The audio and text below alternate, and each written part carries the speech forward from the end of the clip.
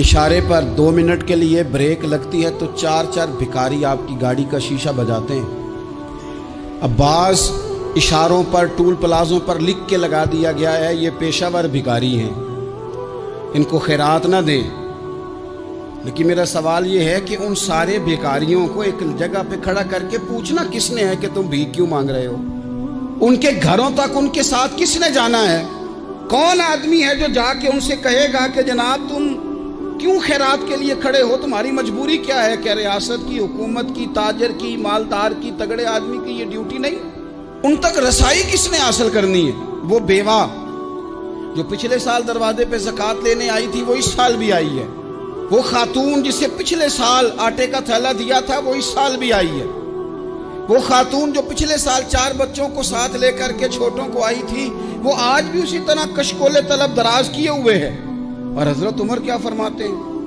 सैयदना फारूक आज़म रदी अल्लाह ताला अन्हु इरशाद फरमाते हैं, इसको इमाम बहकी ने और इमाम सुयूती ने नकल किया है।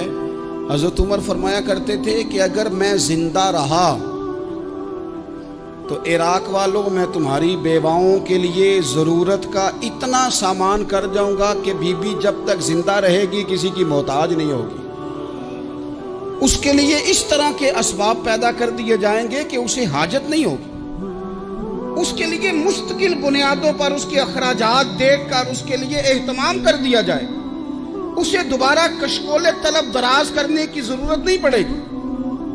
एक सहाबी थे हजरत जनाब सैयदना खफाफ बिन ईमा गफ्फारी रदी अल्लाह ताला। इन्होंने बड़ा किरदार अदा किया था मैदान उहद में, इन्होंने और इनके साहिबजादे ने। तो इनकी बेटी एक दिन हजरत उमर के पास आई।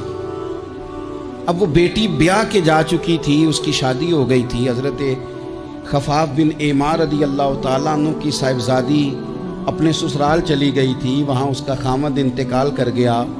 वो खातून वापस आ गई, वो हजरत उमर से मिली, बेवा औरत। उस बेवा खातून ने आके, यहाँ तो मेरे भाई वो फौजी बेचारे जिनकी बीवियाँ, जिनको एक तकरीब में तो खूब एवार्ड देने के लिए बुलाया जाता है। मैंने यतीमी का वक्त गुजारा है, मुझे पता है कि 2-4 महीने लोग आके कहते हैं कोई हुक्म होया तो 10 आ जाए। फिर जब 1 साल गुजर जाता है तो फिर लोग कहते हैं 4 भरा ने काम क्यों नहीं करते।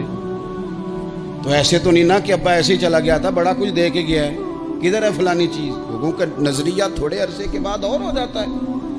आपने बड़े बड़े शुहदा के घरों में एवार्ड तो दिए, क्या कभी आपने पलट कर दोबारा गौर किया कि उनके बच्चे कहाँ हैं, उनकी बेवा किस हाल में है? वो जमाने की तेज धूप और तेज आंधी का मुकाबला कैसे कर रहे हैं? बगैर बाप के जो इंसान को खुले आसमान तले वक्त गुजारना पड़ता है वो कितना को मुश्किल होता है। वो किस तरह टाइम गुजार रहे हैं ये कभी सोचा लोगों ने? यहाँ तो निरंगी सियासत दौरान तो देखिए मंजिल उन्हें मिली है जो शरीके सफर न थे, जो निकले ही नहीं थे वो मंजिल तक पहुंच गए, और जिन्होंने जवानियां गुजार दी वो रास्ते में रह गए। हजरत खफाफ बिन ईमा की साहिबजादी बेवा होके आ गई, बच्चे साथ थे। सरेरा जनाब उमर से मिली और मिल के कहने लगी, हुजूर मैं उस सहाबी की बेटी हूँ जिन्होंने ओहद वाले दिन अपने बेटे के साथ मिल के मुआसरा किया था। बच्चे मेरे यतीम हो गए हैं, मैं बेवा हूँ। हज़रत फ़ारूक आज़म रदी अल्लाह ताला अन्हु ने फ़हरिस्त नहीं मांगी, खर्चे की डिटेल नहीं मांगी, तुम आना फलाने से मिलना, परसों 9 बजे आ जाना दफ्तर, ये कोई बात नहीं की। हज़रत उमर गौर से खड़े उस बेटी की बात सुनी, छम छम सैयदना फ़ारूक की आंखों से आंसू गिरे, दौड़ के घर गए, एक ऊँट निकाला, वहाँ से माले गनीमत का माल के भर के 2 बोरियाँ, और बोरियों में क्या था?